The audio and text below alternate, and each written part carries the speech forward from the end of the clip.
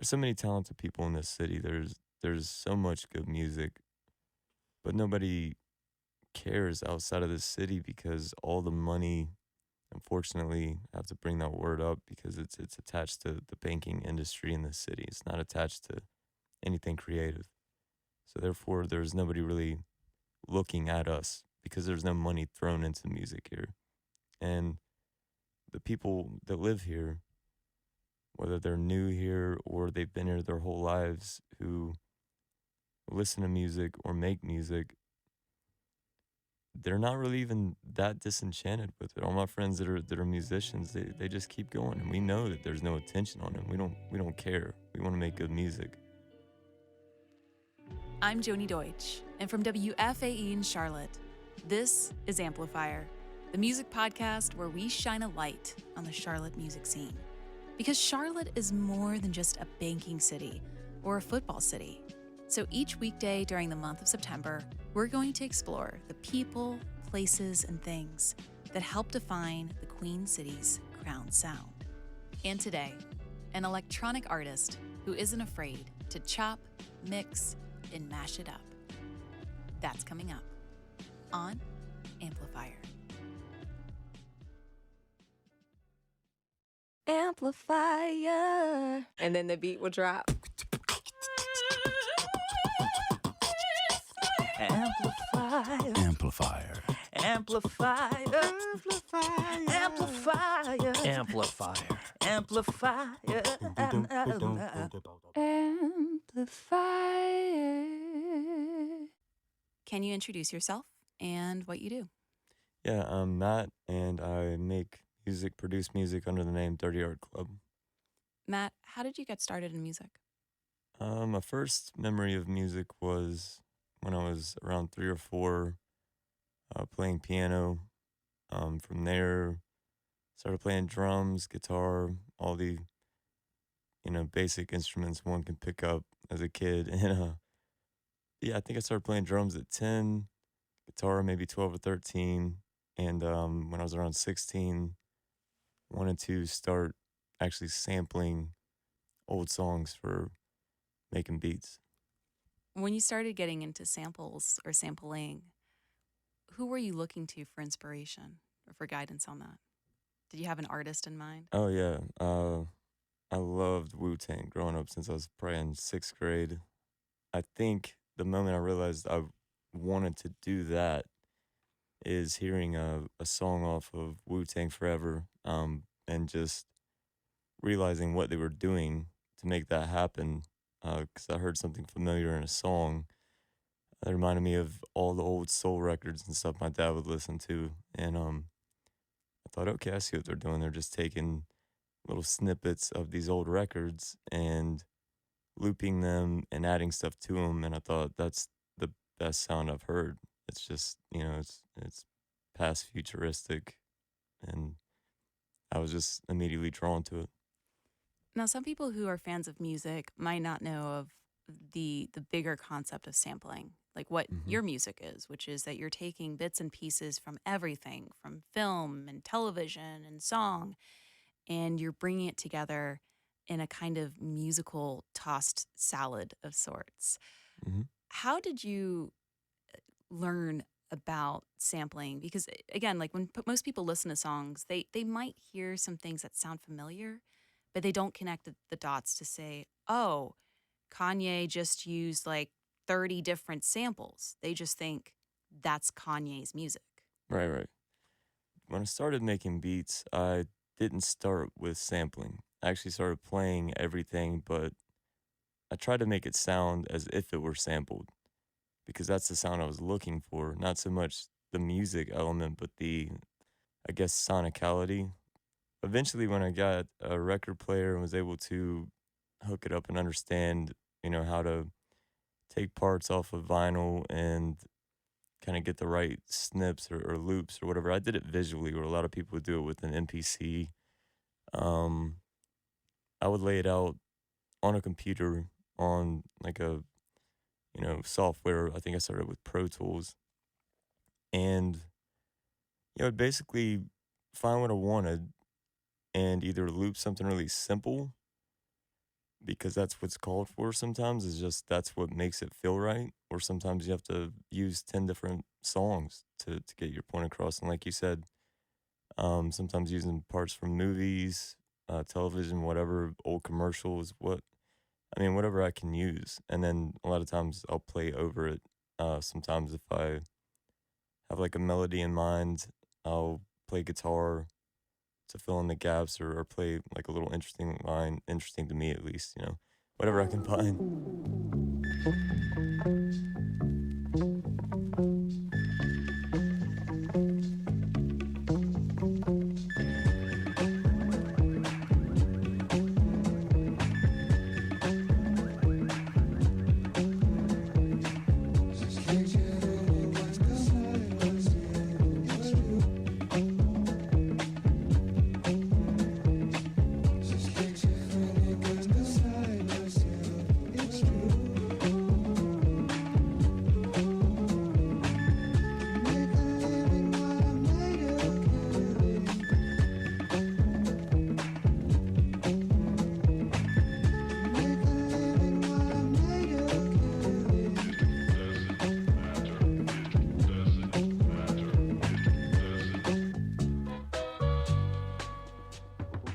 That was Dirty Art Club with the song Pulp. So if you had to put a percentage on original compositions within your music, would you say it's more like 10% original, 90% cut and paste sampling from other sources? Probably, yeah. Maybe more like 8%, 92% sampling, maybe 8.5%, something like that. I've tried to do the math before. I have never sampled music. I so geek out over finding those little reference points within it. Listening to your music or listening to music from another band that samples a lot, like the Avalanches. And it just boggles my mind in the most beautiful way to try to figure out how you found this library to pull these samples from, all these like inspirational areas of movies and television and things. So how do you collect these sources? It seems like almost like a running media loop in your head of like picking out, okay, I'm going to take this and this from that. Yeah, it's so over time, I guess you have days where I don't feel like really putting anything together or I'm unable to and just not feeling, I don't know, creative or whatever. So I'll spend that time just going down rabbit holes these days on YouTube or whatever's at my disposal now. I mean, a lot of purists would hate to hear that, but I really don't care. I think purism is kind of very limiting and irrelevant to making something bigger. You basically pigeonhole yourself into just using records. Well, I mean, why do that when I can find old Indonesian songs from the 70s that you can't find on records now, that, I don't know, 800 people have heard, since the 70s. It's basically like just going down these rabbit holes of finding this and that, and it'll lead you to something else. And then I basically just go with whatever says use this in my head, and I'll find something else that goes with it that structures this, complementary to it. You mentioned that nowadays it's easier to find these different kind of clips, rare clips on YouTube or, any kind of other digital source. But when you're starting out as a teenager, enjoying samples, listening to samples, where were you finding those sources?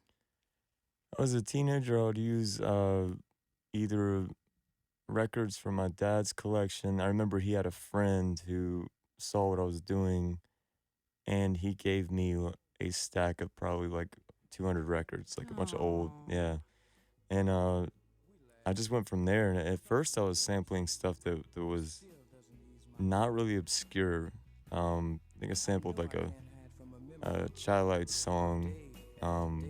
That Have You Seen Her song, I remember it was one of the first ones that because I just loved that song growing up. But today, again I've lied. Oh, I see her face everywhere I go, on the street, and even at the picture show. Have you seen her? Tell me, have you seen her? Oh, I hear her voice as the cold winds blow, in the sweet music on my radio.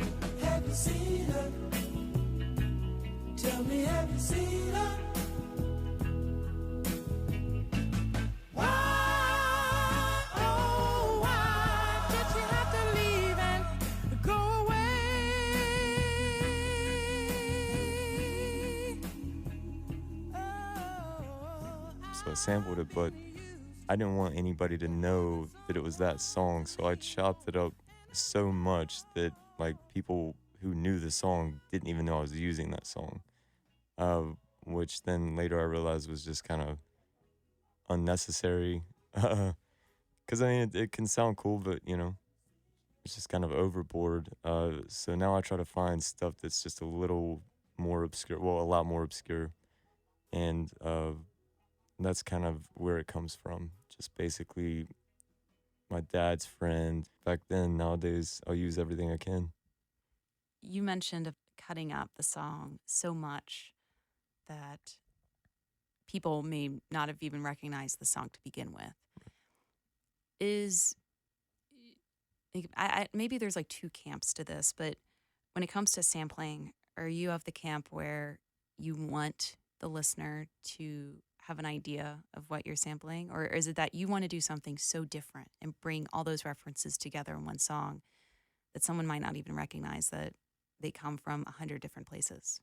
That's actually a really, really good question. Because I've thought about that a lot, and I think that the most important thing is that it sounds like you want it to sound. Some of my favorite producers, they mostly just loop the best sounding part because they know that that's what's going to hit you.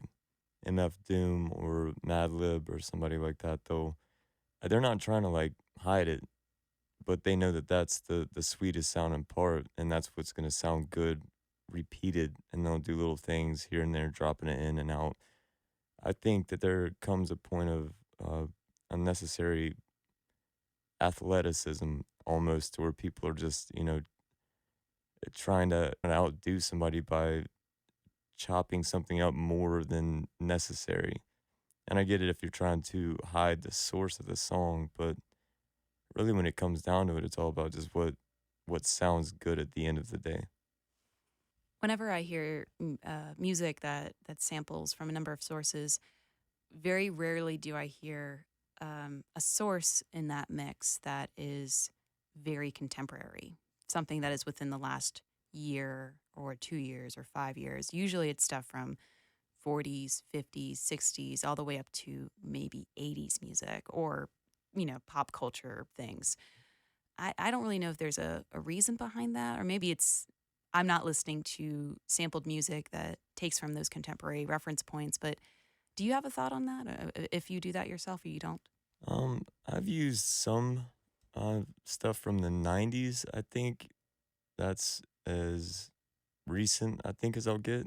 And it's not necessarily because you have to stay, behind a certain year or decade in my head.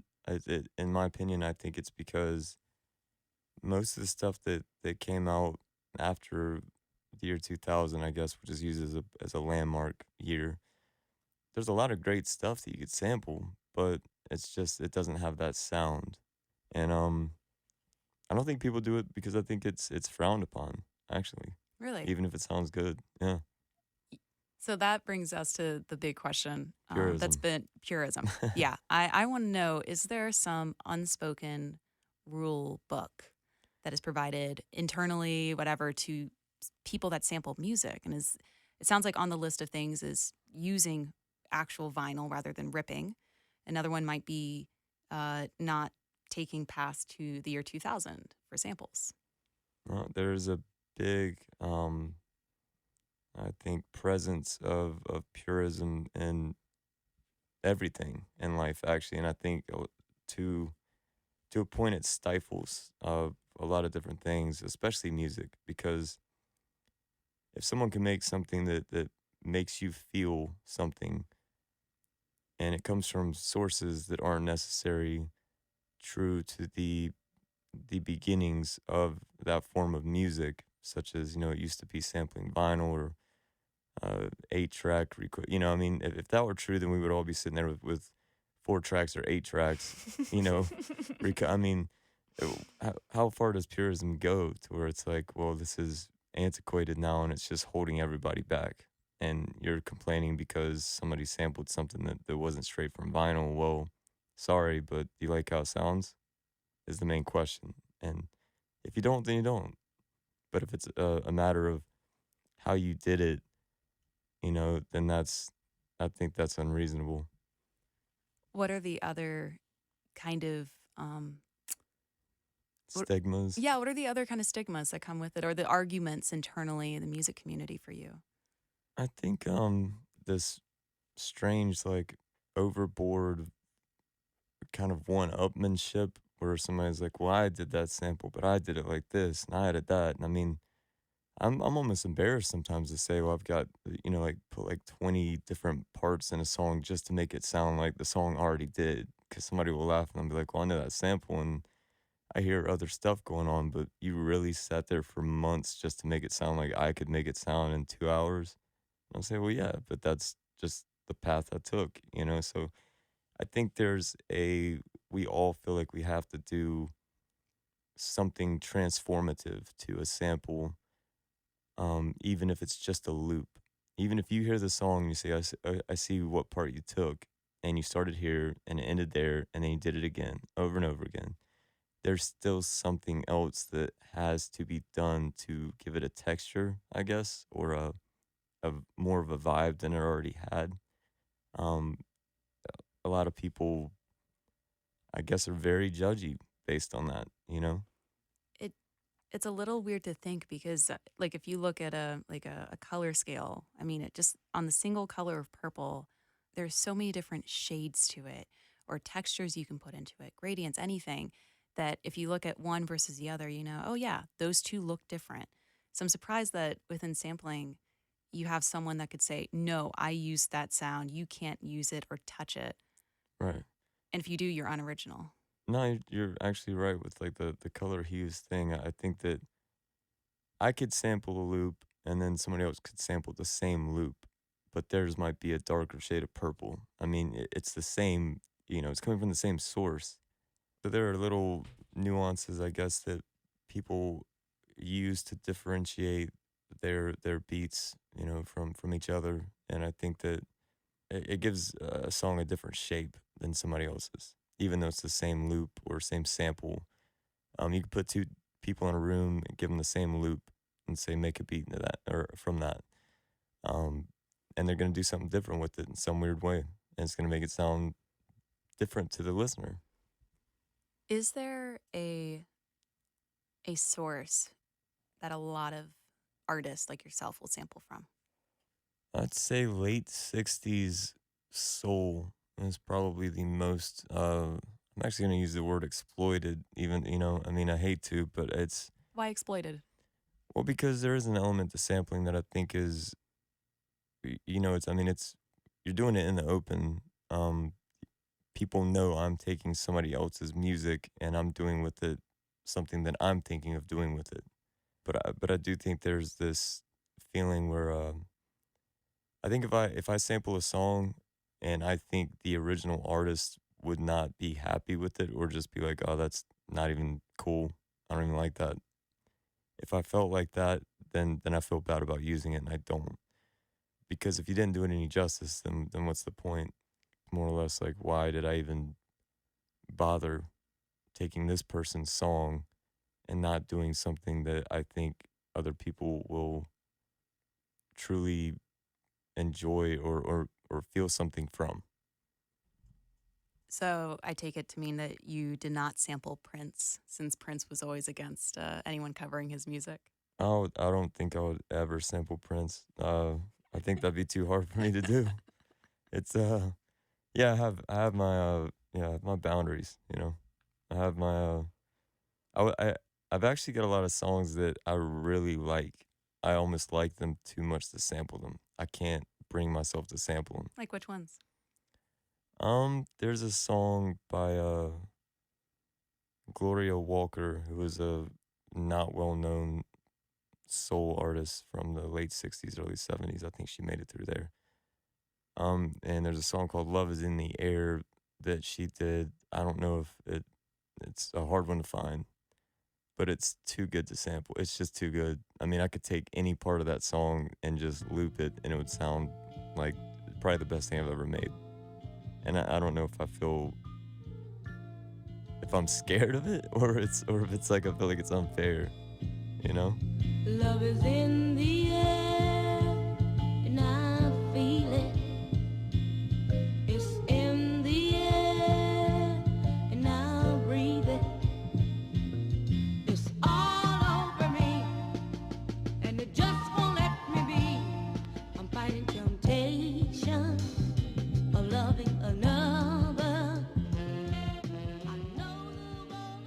Coming up, Dirty Art Club on the secrets to sampling. And that elephant in the room. You know the one.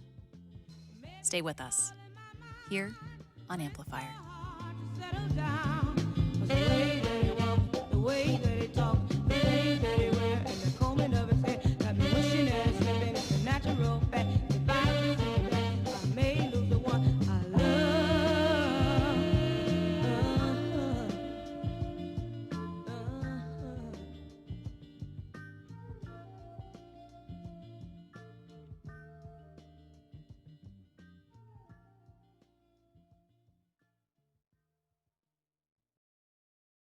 Hey, Amplifier friends.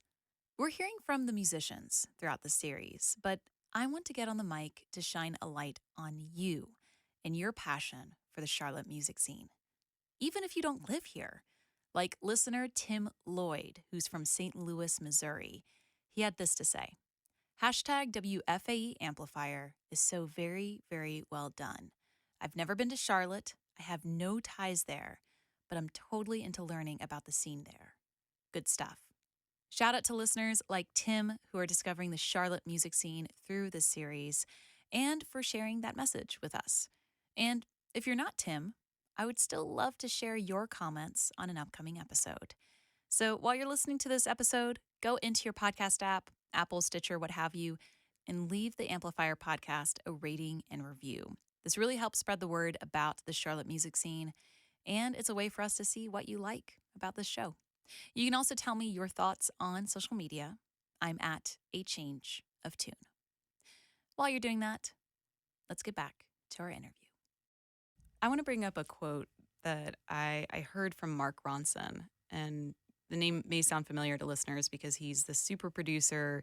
He's behind some of the contemporary greats like Adele and Lily Allen and Amy Winehouse and Black Bruno Lips. Mars. He produced a Black Lips album. Yes. His work goes all over the great. place. Yeah. And he's an amazing producer, and he's a huge fan of sampling. And the quote I want to say aloud is, you'd be really hard-pressed to listen to something today and not be able to at least find 4 bars of it that's completely derivative of something else. And, Absolutely. And in that way, it's as if sampling, although it is taking bits and pieces, more so than, maybe contemporary pop music, at least it's being authentic by outwardly confirming that, yes, we are sampling, and yes, there are origins to this, many origins, rather than just showing off as if, oh yeah, this is 100% completely original music. Yeah, I know we're on radio, but I'm over here just heavily nodding my head because, I used to write songs, of course, before I started sampling. All I did is sit around and wrote little songs on the piano when I was young, and even when I was sampling, I sometimes have to feel like I need to write a song on, using guitar or piano or whatever source that's available that I feel like using. It's always derivative of what I've heard. Always. It's, if you play 4 chords, as strange as you think you may be getting with them, you're hearing something else. Like, you're going to play 4 chords that aren't the standard, but they still sound right. You might sound like MGMT. There's nothing you can do that's completely original, and everything you do is inspired by something you have already heard. Like, I love music. I was raised on music. I'm not a musician, but I love diving into the different components that come together to make a song. And even so, it took me up until my late teenage, early 20 years to realize that some of my favorite songs, like Blackstreet, No Diggity, it sampled Bill Withers. The very start, the first few things you hear in the song, that is Bill Withers' Grandma's Hands. And he's West Virginian, which is where I was born and raised. And that gave me a deeper appreciation to the music of my state, because I was able to say one of my favorite songs by a group, Blackstreet, they sampled something from my state in a way. And that's something that I think is missing because you don't have that music history or the music education or even just the information to say, oh my gosh, I can learn more about music because of what's being sampled in music. I think that rings true for a lot of people. I found samples, just searching around thinking like, okay, this producer, what song did he sample? And I'll find it online. Somebody, found it, and then they put it out there, and then I'll listen to the song and end up loving it. and I'll just listen to it, and it'll be a new song that I listen to. I'll listen to their beat first, and then all of a sudden I'll be more hooked on the original. I think it's a great way to just keep spreading music. Just keep spreading it.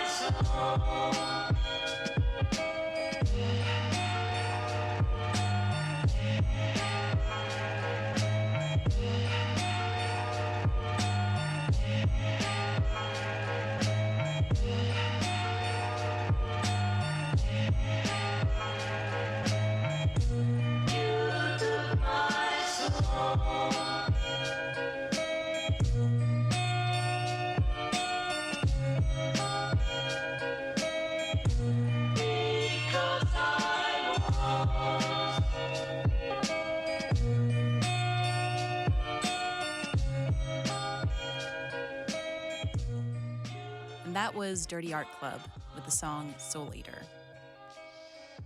So there is a little elephant in the room, Matt. Always. And that little elephant at the moment is that at the time that I reached out to you to let you know, one, I appreciated your music, it's amazing, and two, I wanted you to come in for an interview to be a part of this Charlotte music series. You were actually moving up to New York City, and that's where you currently live.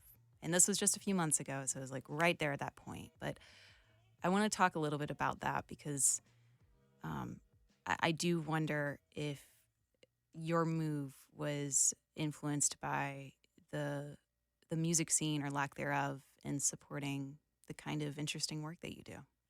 Oh, thank you. It primarily was.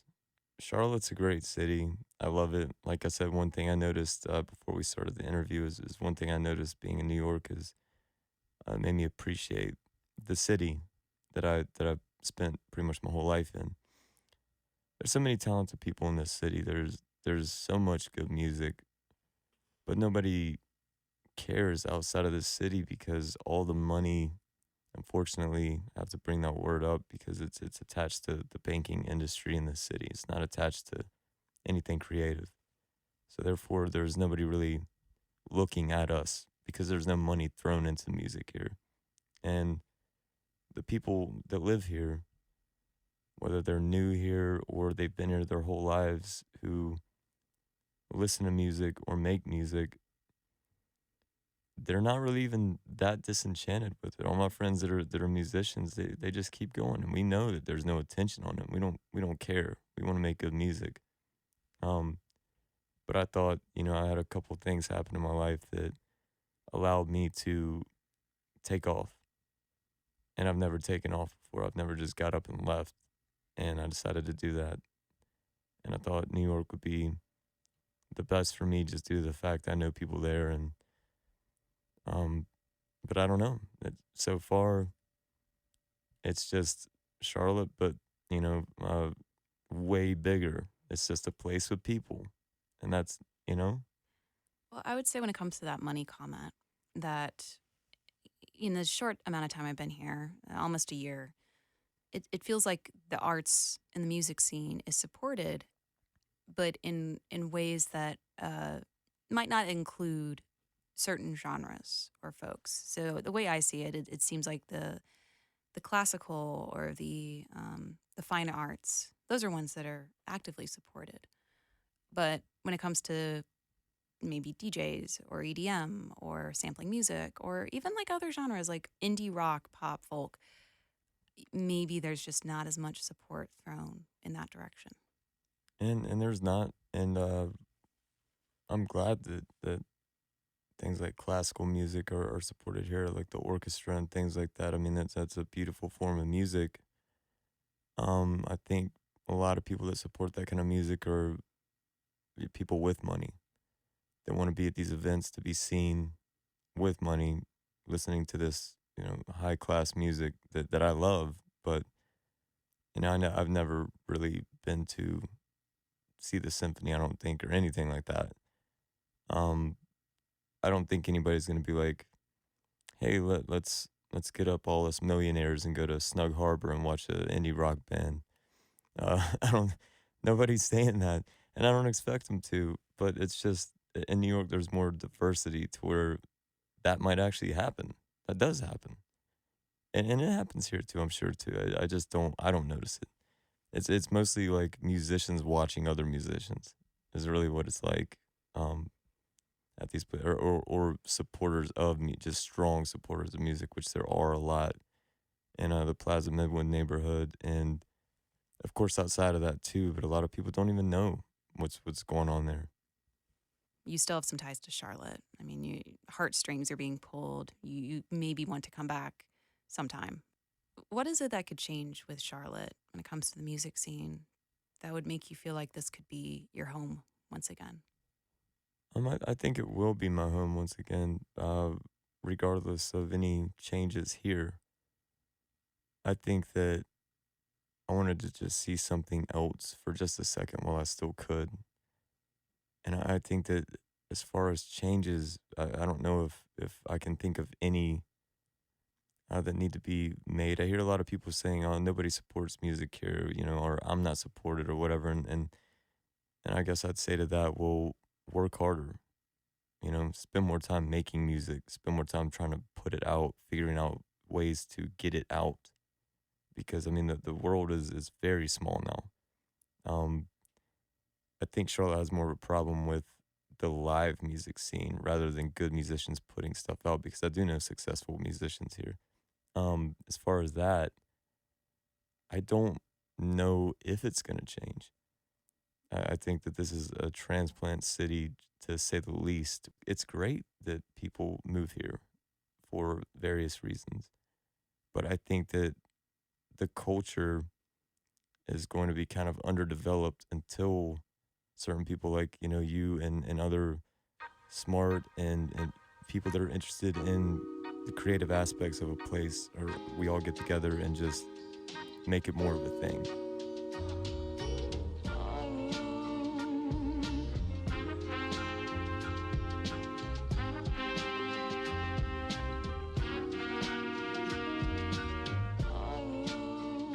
Dirty Art Club's latest release is titled Basement Seance, and it's available on dirtyartclub.bandcamp.com and wherever fine music is streamed and sold. Amplifier is a production of WFAE. This episode was written and produced by me, Joni Deutsch. Our associate producer is Cole Del Charco. Our editors are Greg Collard and Jadon Marshall. Our theme music is provided by Dirty Art Club. You can share your favorite Charlotte music recommendations right now on social media. Just follow and tag me. I'm at A Change of Tune. New episodes of Amplifier drop each weekday this September, so make sure to subscribe to the Amplifier podcast on Apple Podcasts, NPR One, and wherever you find podcasts.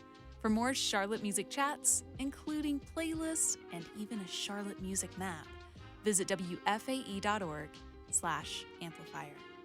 Until next time, I'm Joni Deutsch. Thanks for listening.